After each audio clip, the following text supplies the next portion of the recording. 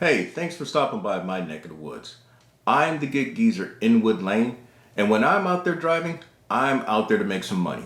I want to help you maximize your gig hustle.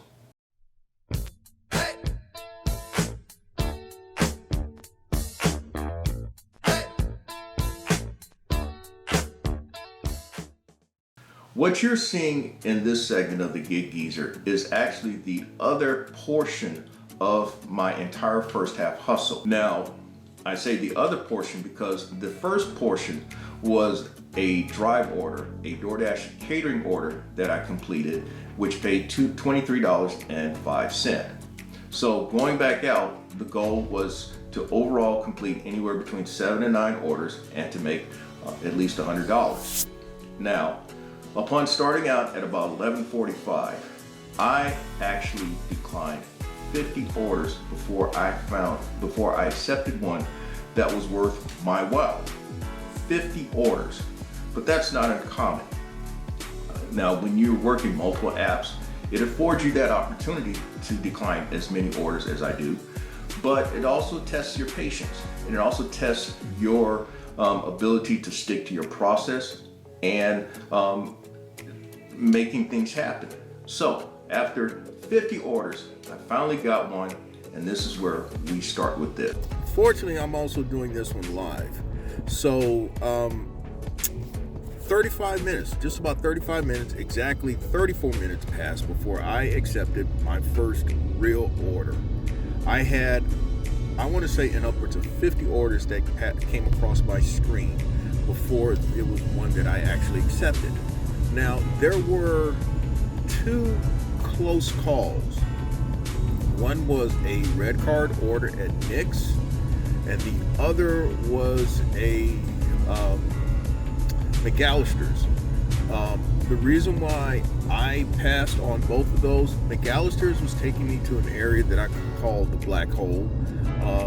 And that what happens is when you go in that area, there's a possibility that you may not see anything worth your while once you get over there to make it worth your while having gone there.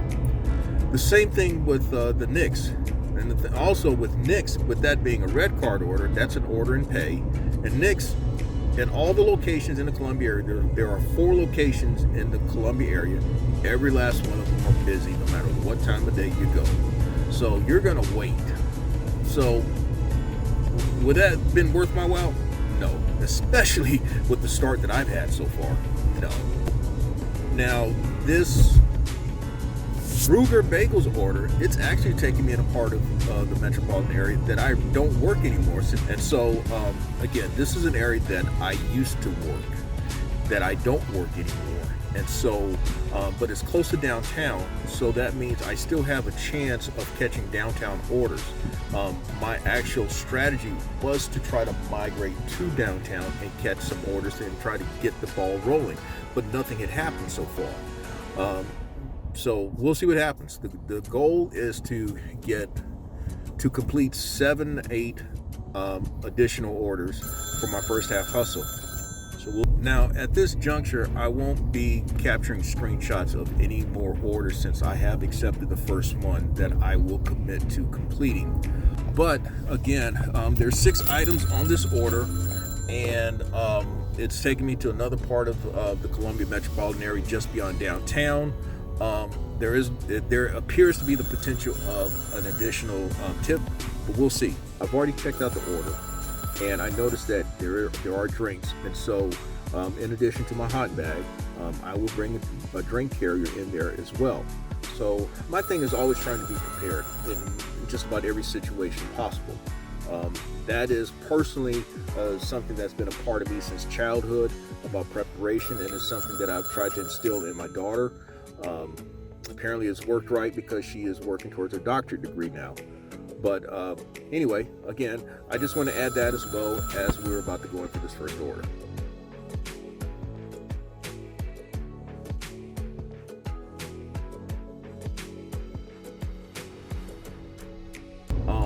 I also saw a Sam's order come up on Instacart.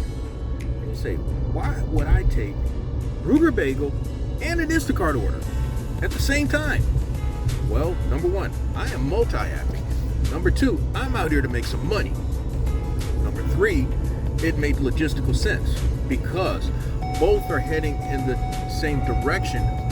Not linearly exactly, but they're heading in the same direction, and I can justify that.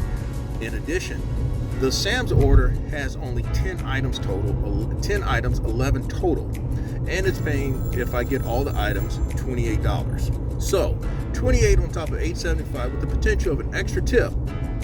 Now, the other reason why I took the order is that the DoorDash order gives me a very wide window to get there.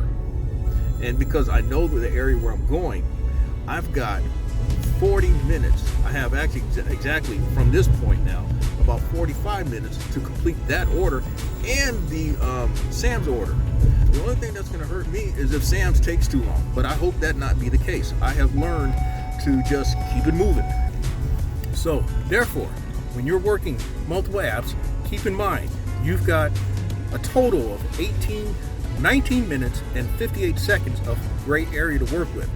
You must arrive at the restaurant no later than 9 minutes and 59 seconds past the estimated arrival time, and you must deliver the order no later than 9 minutes and 59 seconds after the estimated arrival time. Now, there are some extenuating circumstances where the app may take into consideration wait time, but I always recommend when you fall into situations where you think you may incur a contract violation, contact DoorDash driver support. That may save your hide. The thing that will always cause me unnecessary stress is actually traffic. Traffic is one of the biggest unknown variables when you are stacking multiple orders on multiple apps, because traffic can make or break you. And in this particular case, well, I'll just put it like this. For me, those who know me, if you want to hear me have conniptions and really hit the ceiling, just watch me in traffic. I simply lose it when it comes to drivers here in South Carolina.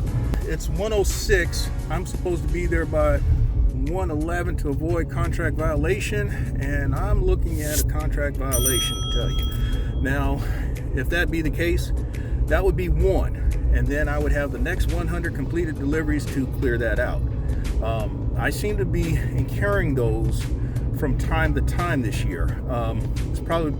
This is possibly my third one this year. But the thing is that they allow one, they may allow two, but you don't want to make it a habit, because you will get that friendly, well-written email indicating that you have been deactivated. Last thing about these contract violations. The last one I got, I was actually docked for being 10 minutes late. It was more like, if I were to give you the exact seconds, it was probably more like about 10 minutes and 20 seconds late. So I guess if you're going to do it right, man. Just really bust it wide open. So I guess I'm busting it wide open today with this particular contract violation. Now, don't get me wrong. I take this stuff very seriously because, hey, the gig economy accounts for 90% of my income. And DoorDash has been a big part of that, especially in the last three months. So what is that going to do to me? It will make me think. It'll make me be a little more careful with my decisions. And if it means me throwing away an order just to avoid a contract violation, I'll probably do that.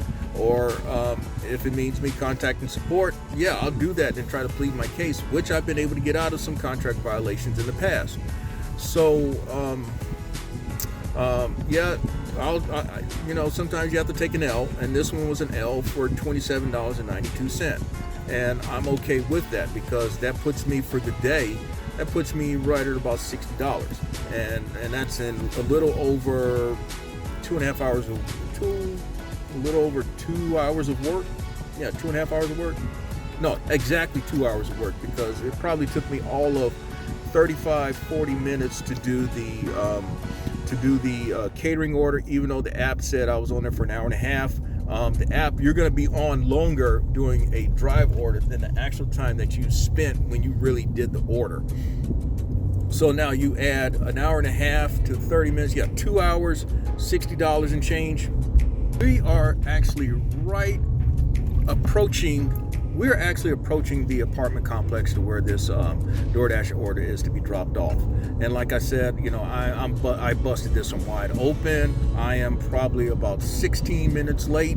So hey, I did it right if I'm going to do it wrong. I actually have another school of thought on this particular order. Having seen that, I would guess wrong on there being a hidden tip. This order paid $8.75, and for all that I went through,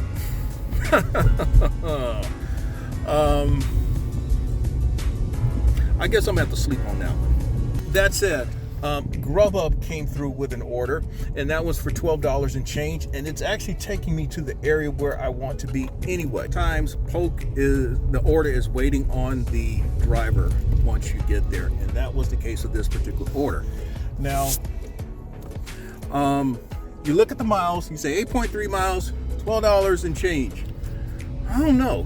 Well, let me explain something. Columbia, South Carolina, and most of the markets in South Carolina, they're kind of spread out. And I've mentioned this before, but Columbia, you can conceivably go 20 minutes and drive 20 miles. Now, that's a pretty good haul, but that's from one end to the opposite end, almost on the line, depending on what part of the metropolitan area that you're talking. You're going from one county to the end of to another county. So 8.3 miles is nothing in South Carolina. And I know folk talk about miles and miles, dollars to miles and all that stuff, but there's more stuff that I have to take into consideration that is unique to this market. If I were in a larger market, I may not take that one. I may take the shorter one. But for where I want to be in a position to accept more orders for the next 35, 40 minutes to an hour, I need to be where this order I am dropping off. Alrighty, so we have dropped off this GrubHub order, and yes, just place it on the mat, which I did, and I am moving on. Now, the geezer has to kind of hope to get bailed out now because he put himself in a sling. Alright, here's the deal. I'd accepted a GrubHub order for $8.72 to Blaney's Grill, which would have taken me up in an area that I have begun to work since moving to this part of the metropolitan area.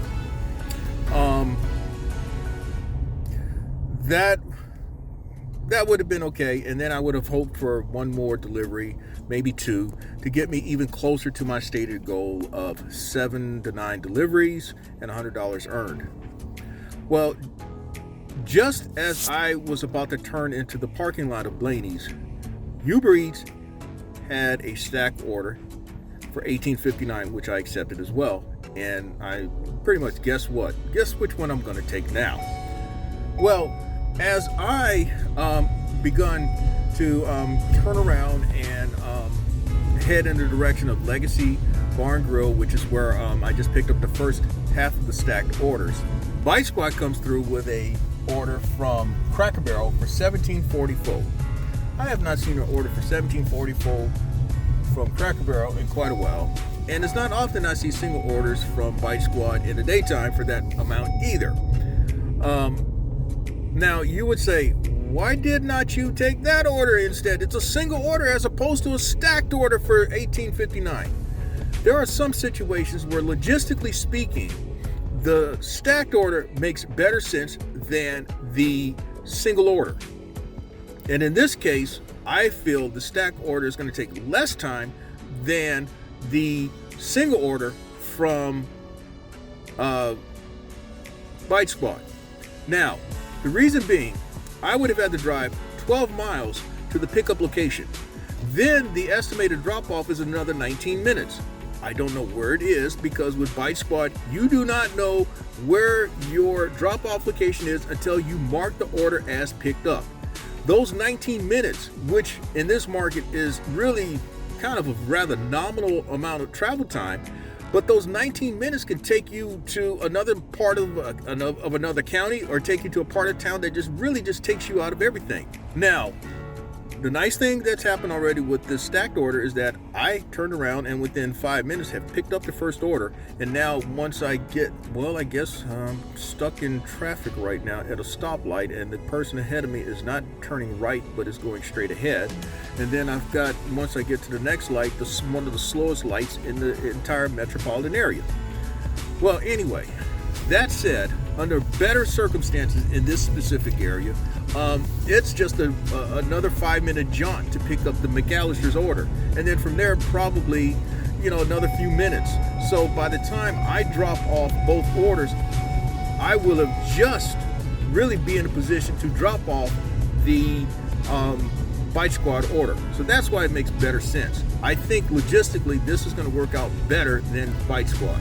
But also because it's paying $18.59 at a minimum before possible extra tips, that puts the geezer at over $90 for his 3 hours so far. And he can call it a first half hustle. That's the good thing about it. $90, 3 hours, you do the math. I'll just leave it at that. But for me, it makes the game close. And now I could go into the second half of the geezer's hustle with not as much pressure on meeting his goal of $200 in a day. Looks like the gig geezer guessed correctly on this particular order, or at least this stacked order, that is. The drop-off from McAllister's, according to the app, is about 8 minutes away, and that's probably going to be pretty close at this time of the day because of the concentration of traffic. And then from there, the second drop-off is probably like less than 5 minutes away. Altogether, if I were to really if I were to do the math in terms of time, this order would have taken probably, my guess, about 10 minutes less than it would have for the Cracker Barrel / Bite Squad order. At least 10 minutes less. Well, 10 minutes is an eternity, and 10 minutes is an eternity of opportunities in the gig world. To the app, this second order is about 3 minutes away, so that's even better. So the geezer, he guessed right on that one. That's one where you just have to trust your instincts or rely on your instincts. And in this particular case, also relying on the fact that I have completed several thousand deliveries in this market. And so, sometimes just orders tell you certain things. Sometimes the orders talk to you. And your instincts say, hey, this is one that you need to do. And that is what happened with this one. Of course, there are times I have guessed wrong too. I have guessed wrong and had cursed the entire way there and the entire way back because it was a waste of time and money. But it worked this time, and fortunately I was able to document this one for a segment of the Gig Geezer.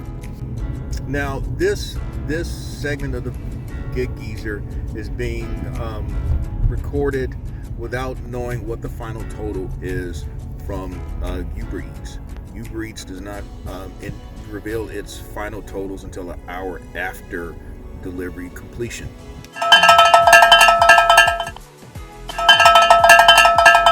Hey y'all, this has been an interesting day. Just as I was recording the summary for this Gig Geezer segment, I forgot that I had not turned off my GrubHub app, and a GrubHub order has come through. It's a pick up and pay for $11.13, and if this goes as I think it will, this is going to put the Gig Geezer at $100 or better for 3.5 hours of work. That's not bad. That is very close to Gig Geezer type money. Now, I'm going to say this again. I am not concerned about how much I make an hour. I am not concerned about how much an order is per mile. I'm not concerned about dollars per mile in terms of picking up an order and all that stuff. I'm not concerned about that because, number one, I'm concerned about what I make at the end of the day, at the end of the week, and at the end of the month. Number two, having been a 1099 for the better part of the last 20 years, I have come to know that mileage is a 1099's best friend. And so mileage, I really believe that gig workers should not be afraid of mileage. But I also understand what you're talking about when it's the supposed wear and tear of your vehicle. But guess what? If you weren't doing gig work, you would still have to maintain your vehicle. And if you weren't doing gig work, you may be driving or commuting elsewhere anyway. It's just that you're using your vehicle as a means of making money. Your phone and your computer, your phone and your vehicle is your money. Now we're about 3 to 5 minutes away from this pickup. But I'm going to end this segment of the Gig Geezer by noting that before this pickup, I was at $90 and change on 6 deliveries in about 3 hours of work. Now with this order, that'll put me at about 3.5 hours, and that should put me at about 101, 102 and change. When the final editing of this segment is done, I will have the correct final totals. I acknowledge that in some of my previous videos, the numbers that I have quoted while recording and the numbers that were posted or uploaded or documented in the videos did not match. But I am trying to do a better job of that. In summary, I made $102.67 in about 3.5 hours of work. Now, to give you the rundown again, the DoorDash drive order was $23.05. The first order that I completed, which was a DoorDash, was $8.75. I thought that one was going to pay more, but it didn't. Then there was the Instacart that I had stacked on, which cost me, in part, a contract violation with DoorDash. That one paid $27.92. After the Instacart order, I accepted a GrubHub that paid $12.26.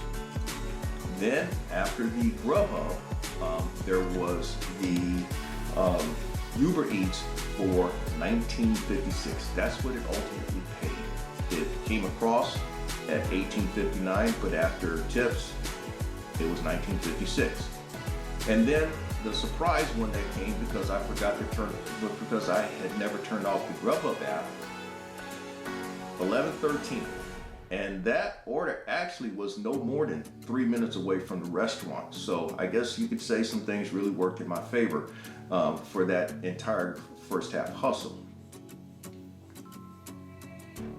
So there you have it. You saw the good, you saw the bad, and you definitely saw the ugly with this geezer hustle. Until next time, I'm Inwood Lane, and may your hustle continue. Thank you for checking out this segment of the Gig Geezer. If you like the content that's been provided, hey, hit that subscribe button. Also, give it a thumbs up. And if you have any questions or useful information that you'd like to pass on to the Gig Geezer, I can be reached at giggeezer3.5@gmail.com.